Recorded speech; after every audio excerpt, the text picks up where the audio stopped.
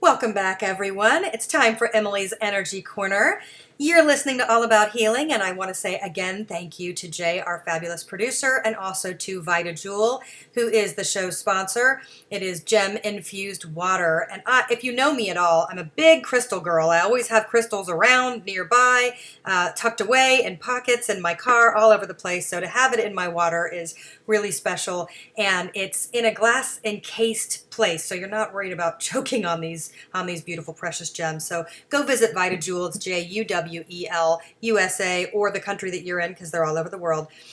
So now we just had on Sarah Anne Shockley, author of The Pain Companion, which is a fabulous book. So if you're a chronic sufferer and you live with chronic pain, definitely this book is for you. But it doesn't just mean, are you in physical pain? You don't have to be a person that has an autoimmune disease or chronic physical pain to be suffering from chronic pain.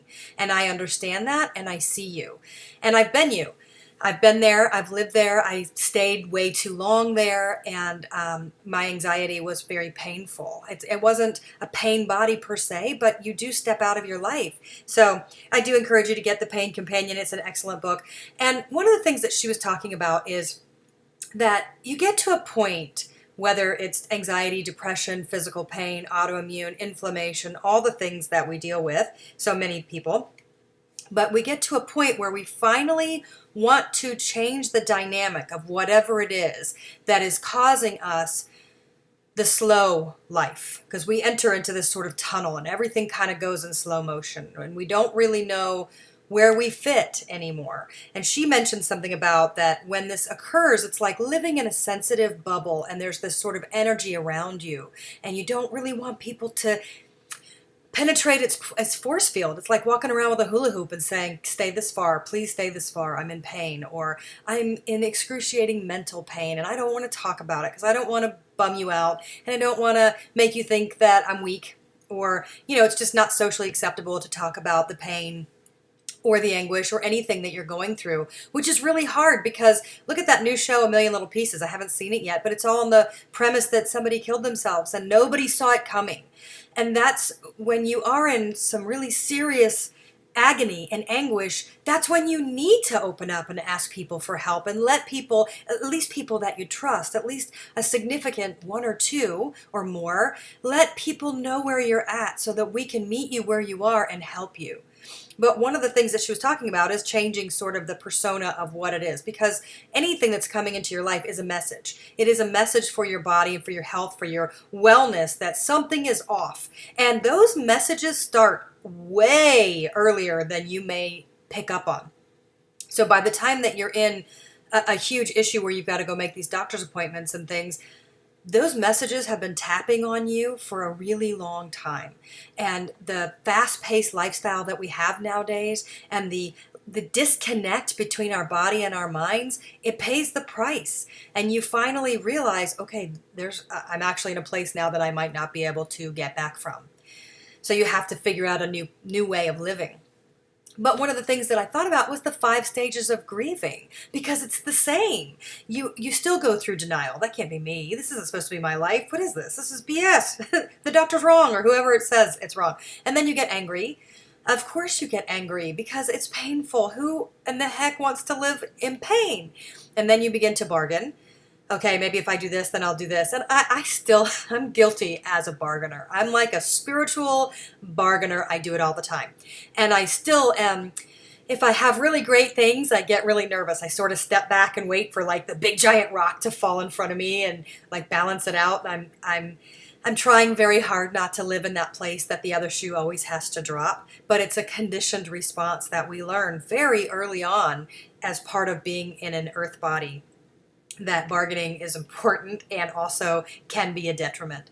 And then depression, because it is very hard to live in chronic pain, anguish, anything. I mean, who's happy all the time? You're full of it if you think you're happy all the time. However, once you get to the acceptance, you are free to make different choices. And you do kind of have to go through those other stages of grieving. I believe that.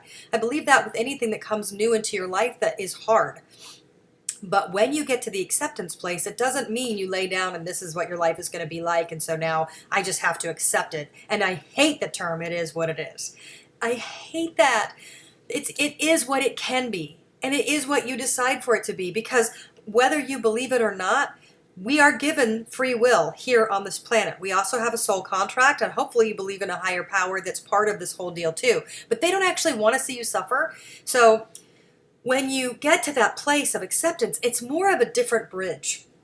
And there's several paths of that bridge with the acceptance. And it is, how am I going to make this something worth having for the time, so that maybe it can lessen its length and also its voice, because it can become very loud.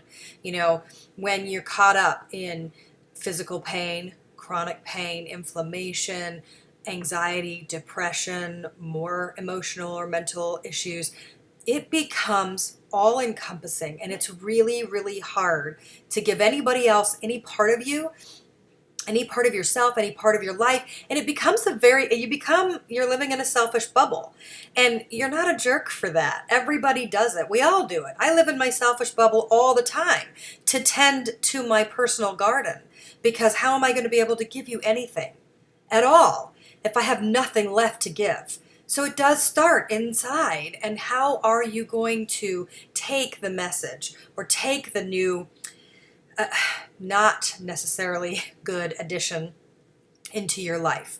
And I'm a huge proponent that you have to treat all the levels of your body to affect change. And it's not just affecting your body, but it is. So it's affecting you. You have to know and understand what part of this is physical. And that requires sometimes, and most of the time, if not all the time, finding the right doctors, finding the right medical team, finding the right cognitive medical team. So this means you're looking for either your straight up doctors down the straight path, your MDs, your PCP, your primary care physician, and then whatever specialist they might recommend. And then you're looking potentially into chiropractic, massage body work, clinical work, acupuncture. There's so many different amazing healing modalities out there that can help to approach your physical body from different perspectives. So for me personally, one of the first places I go is to the acupuncturist, because they can treat so many things. So there's a lot of times that things in the United States are considered idiopathic, meaning that they have no reason for it and they have no cure, no cause, no cure. They don't understand it. It's just an anomaly. However, there's several, like Bell's palsy. That's an anomaly, right? But it happens to a lot of people where they have this facial paralysis on one side of the body. Well, my acupuncturist cleared it up in 2 sessions with somebody, and you would never even see any evidence to the contrary that they ever had facial paralysis. But what is hard is that a lot of people don't seek these alternative treatments until way late down the line. And then they can help with what they have, but they can't necessarily reverse. So I want you to be very mindful that if you are in one of these positions, if you are in chronic pain or anguish, please, please begin to look at the alternative healing therapies. Begin to look at integrative medicine, functional medicine, doctors that see things from a different lens. Go to your regular doctor. This in no way implies that you should skip traditional medicine, because I'm not saying that at all. Your doctor and the specialist and the team that you create is absolutely paramount to your healing and your functioning inside your body with whatever it is that's going on. However, don't be limited in your healing space. And I understand that finances are a huge issue. But I also know that sometimes, well, actually all the time, I believe with all my heart that Spirit provides. So random things happen, or maybe they'll treat you for free, or I don't know, but there's options. So please look into that, or talk to them, or at least get some ideas. There's people that write to me. I had a person email me from Washington, D.C. because they heard one of my interviews, and they said, okay, I want to drive down. I want to come see you. And I wrote back after listening to all their stuff, and I said, you don't need me. You need somebody who's really well qualified in this particular therapy. I'm a very good matchmaker of alternative therapies and possibilities, but you don't have to see me to get that done. I'm just really, it's a specialty of mine that I can help you find someone well in your area. So if you guys feel lost and you need something, shoot me an email, Emily A. Francis. It's on all the healthy life stuff, Emily A. Francis at gmail.com. I will help you on your journey. I will do everything I can to support you. You are not alone. And that's the takeaway for this week. You're not alone. And I really hope you feel that way. I look forward to seeing you all back here next week. Make it a great week.